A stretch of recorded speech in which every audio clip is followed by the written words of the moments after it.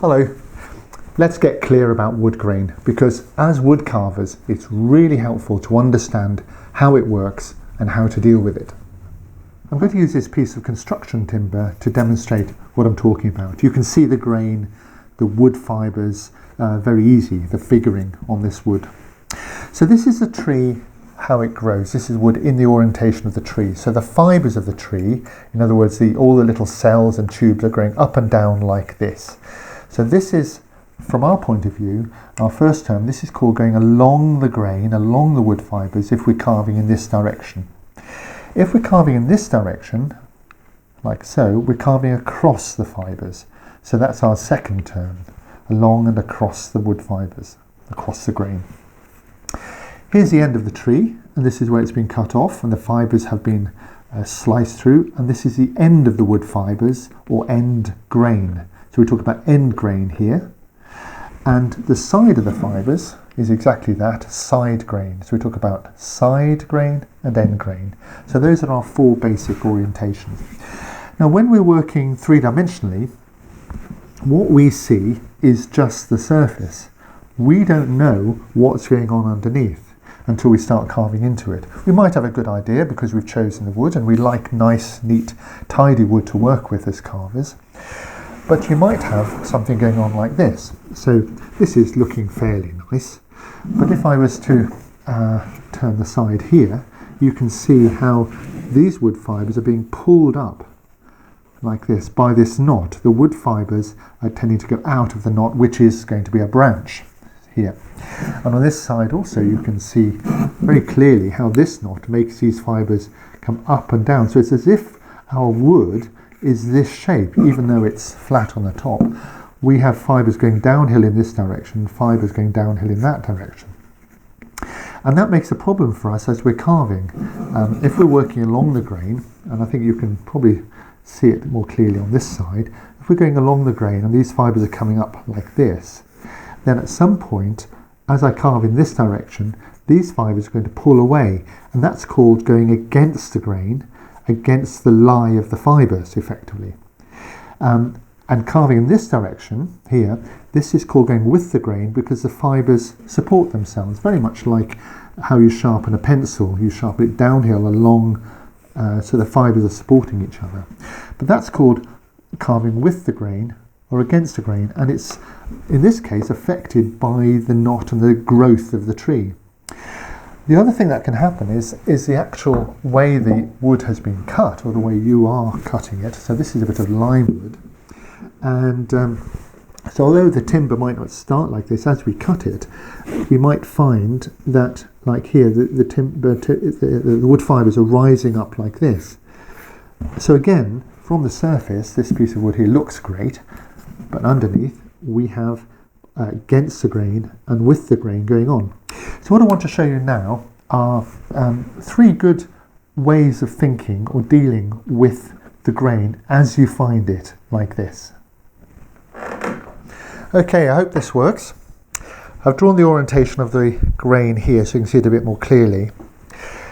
So what I'm saying is that if we carve like in this direction, then the fibres support each other and you can produce nice cuts with the grain.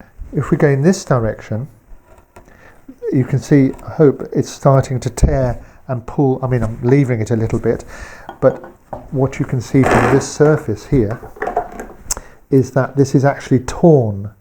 This one was smooth, this one is torn.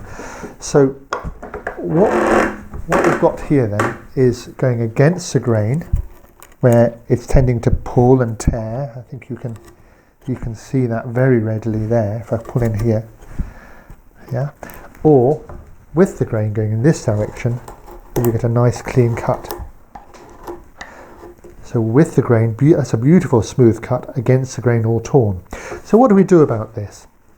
Well, a couple of things. The first thing to say is if you, I know this, it's going to sound really obvious, but if you're carving like this against the grain and you're finding the fibres pulling up like that, you're tearing the fibres, stop. Don't do it. Come in the other direction. So reversing the direction is the first thing to think about. It's very easy to keep going and thinking this is going to get better, but it won't. That's the way the wood is, so we have to reverse the direction like this.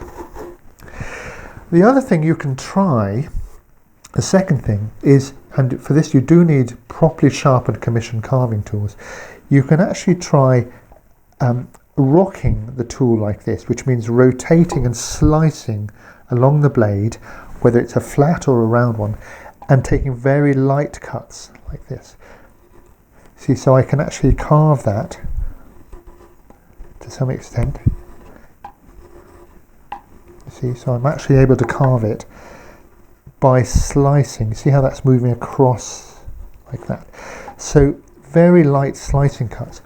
This is equivalent, interestingly enough, this would be equivalent to trying to sharpen a pencil backwards. And you can try this, but if you've got a really sharp gouge and you're slicing, you can actually sharpen a pencil in the opposite direction. But you have to make light cuts and slice as you go along. If you're going too deep, you can see like here it's tearing. So there's the second one, light cuts with a slice. Okay? Very light cuts, slicing. Still not as good as going with the grain, like in this direction, but sometimes that's all you can do. And the third trick, or the third way of approaching difficult grain like this, is one of my favourites, which is to go across the grain in this direction with your slicing cut. So I'm coming like this. So I've got a torn piece of grain here. See, that's all torn up now. And I can go across it.